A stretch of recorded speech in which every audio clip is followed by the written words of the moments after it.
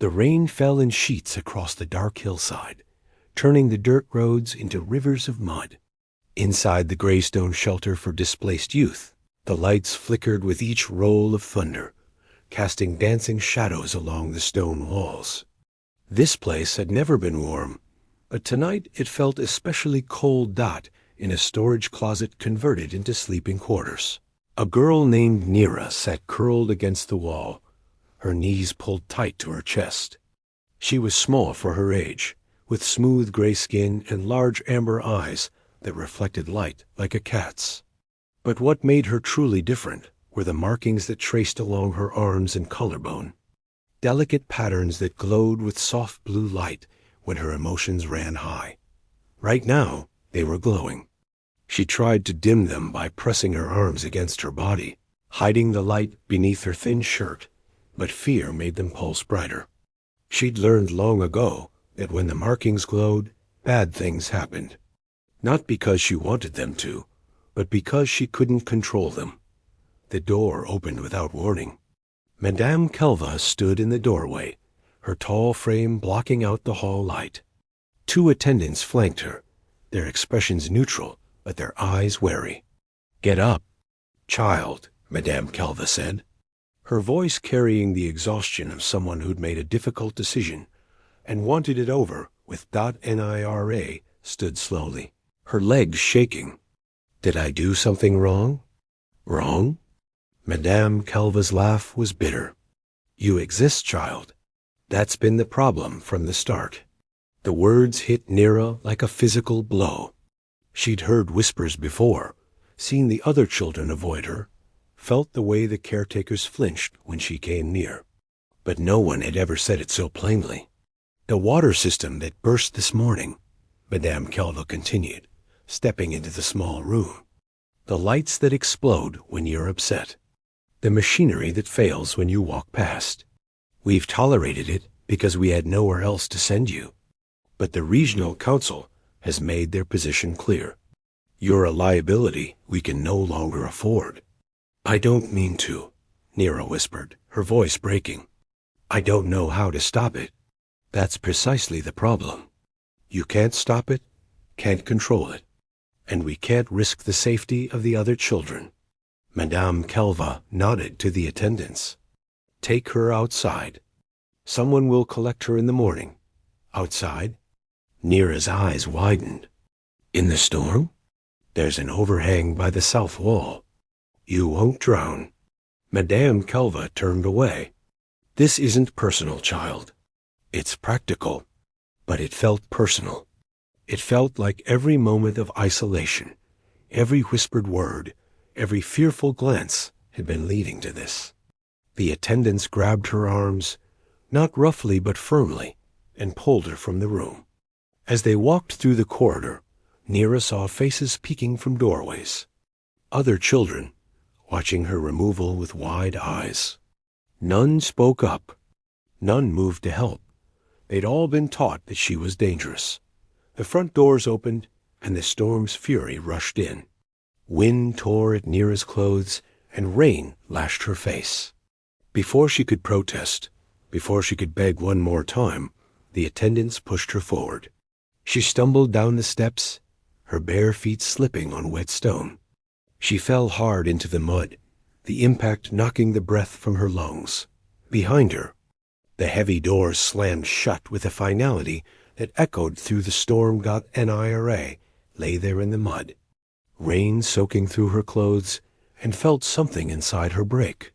Not her bones, not her body, but something deeper. Hope, maybe, or faith that the world held any kindness for someone like her. Her markings flared bright blue, then dimmed to almost nothing. She was too tired to care anymore. Too cold. Too alone. She didn't know how long she lay there. Time seemed to blur with the rain. But then, through the downpour, she heard footsteps. Heavy boots splashing through puddles, coming closer. A voice cut through the storm, deep and concerned. "Hey, are you all right?" Nira lifted her head slightly, squinting through the rain. A tall figure approached, silhouetted against the dim lights from the nearby street. As he drew closer, she saw his face clearly for the first time. Human. She'd seen humans before, but only from a distance. They were rare in this sector, travelers passing through on their way to somewhere more important. This one was young, maybe in his late 20s, with dark hair plastered to his forehead and warm, brown eyes that looked at her with genuine alarm. He knelt in the mud beside her without hesitation. Stars above, what are you doing out here? His hands hovered near her, wanting to help, but uncertain if touching her would cause pain. I was. They said I had to. Nira's voice wouldn't work properly. Her teeth chattered too hard. The man looked back at the shelter, then at her, and something hardened in his expression. He didn't ask permission. He simply removed his jacket and wrapped it around her shoulders, then carefully lifted her into his arms. She was so light that he barely felt the weight, only the cold of her skin through her wet clothes. I've got you, he said quietly. You're safe now. Nira wanted to warn him, wanted to tell him that she was dangerous, that strange things happened around her, that he should put her down and walk away before something terrible occurred. But the words wouldn't come. She was too tired, too cold, and beneath the fear, something else stirred. His arms were warm.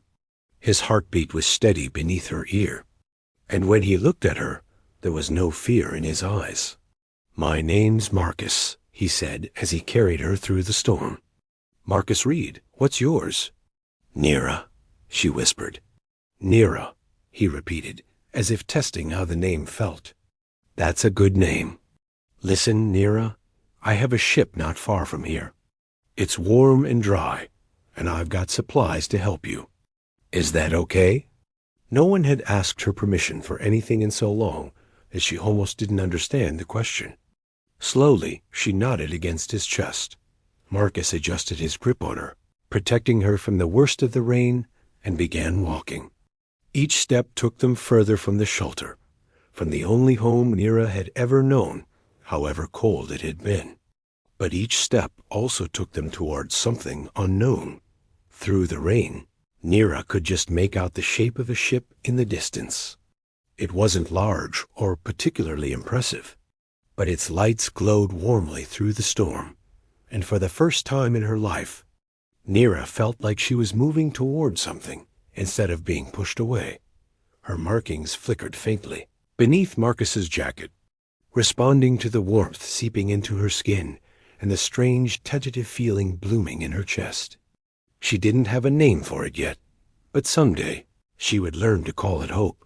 The warmth hit Nira the moment they entered the ship, making her skin tingle as feeling returned to her frozen limbs. Marcus carried her through a narrow corridor lined with storage compartments and blinking panels, before reaching a small living area. He set her down gently on a padded bench that curved along the wall, and immediately moved to a cabinet. Stay right there, he said, pulling out a thick thermal blanket. Let me get you dried off. Nira sat motionless, watching him move around the space with practiced efficiency. The ship was clearly lived in, personal touches everywhere. A jacket hung on a hook near the door. Books were stacked on a small table. A half-finished mug of something sat beside a datapad covered in technical schematics. This wasn't just a vehicle. This was someone's home. Marcus returned with the blanket and several towels. He knelt in front of her, his movements slow and deliberate, giving her time to protest if she wanted. When she didn't move, he carefully wrapped the blanket around her shoulders. Your clothes are soaked through, he said gently. I have some spare shirts that'll be too big on you, but at least they're dry. The bathroom's just through that door. Take your time, and I'll make something warm to drink. Nira's voice came out as barely a whisper. Why are you helping me? Marcus paused, meeting her eyes. Because you needed help. Does there need to be another reason? She didn't know how to answer that. In her experience, everything came with reasons, usually bad ones. People avoided her for a reason. The shelter cast her out for a reason. Nothing was ever simple kindness. Go on, Marcus said, offering a small smile. Get changed before you catch something worse than a chill. On shaking legs, Nira made her way to the bathroom. It was small but clean, with a mirror above a tiny sink. She caught sight of herself and barely recognized the reflection. Mud streaked her face. Her hair hung in wet tangles. Her markings, usually vibrant, looked dull and gray against her skin. Monster, she thought. Just like they said, she changed into the shirt Marcus had left on the counter. It hung past her knees like a dress, but it was soft and warm and smelled faintly of soap and metal. When she emerged, she found Marcus at a small kitchenette, stirring something in a pot. Better? He asked without turning around. Yes, thank you. Come sit at the table. This is almost ready. Nira moved to the small table and sat carefully, as if afraid the furniture might reject her too. Marcus brought over 2 mugs filled with something that steamed and smelled sweet and spicy. He set one in front of her and took the seat across. It's called chai, he explained. Human drink. My grandmother's recipe. Well, as close as I can get with the ingredients available in this sector. Nira wrapped her hands around the warm mug, letting the heat seep into her palms. She took a tentative sip and tasted sweetness mixed with unusual spices that made her tongue tingle pleasantly. Good? Marcus asked. She nodded, taking another sip. They sat in silence for a moment, the only sound the gentle hum of the ship's systems and the rain still pounding against the hull outside. Finally, Marcus spoke. Want to tell me what happened back there? Nira stared into her mug. They said I was too dangerous to keep. Dangerous how? Things break around me. When I get scared or upset, my markings glow and ... Things happen. Machines stop working. Lights explode. Today, a water pipe burst. Her voice dropped to almost nothing.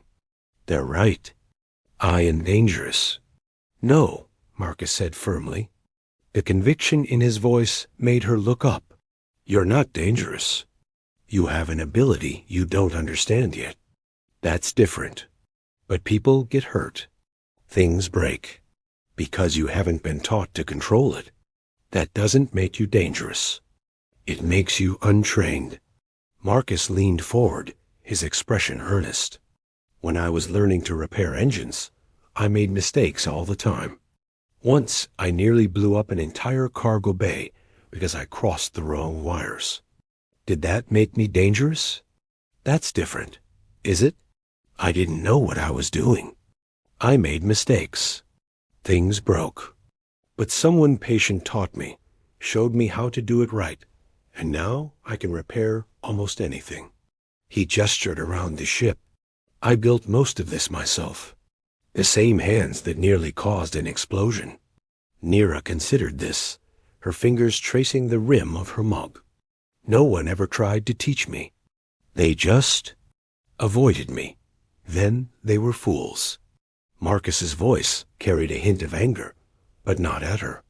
You're just a kid, Nira. You deserve someone to help you, not cast you out into a storm. The kindness in his words made something crack inside her chest. Tears welled up in her eyes, and with them, her markings began to glow. Soft blue light traced along her arms, pulsing with her heartbeat.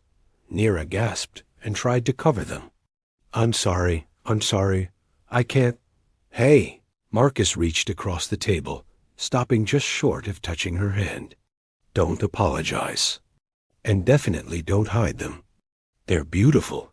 Beautiful? The word sounded foreign in the context of her markings. People called them wrong, strange, cursed.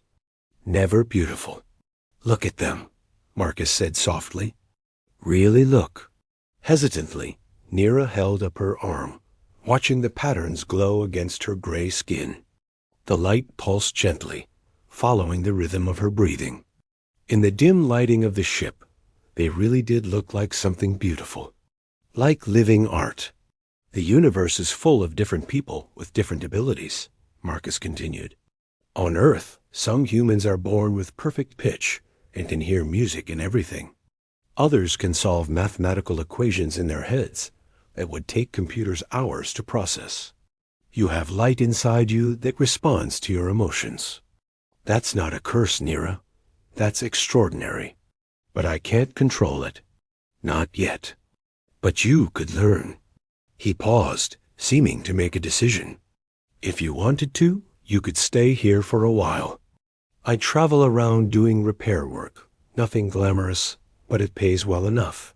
I could use a helper. And maybe I could help you figure out your abilities. Nira's heart jumped. You want me to stay? Only if you want to. I won't force anything. But you deserve better than being thrown out in the rain, and I have space here. He gestured around the small ship. It's not much, but it's safe. And I promise you, I'm not afraid of glowing markings or the occasional electrical surge.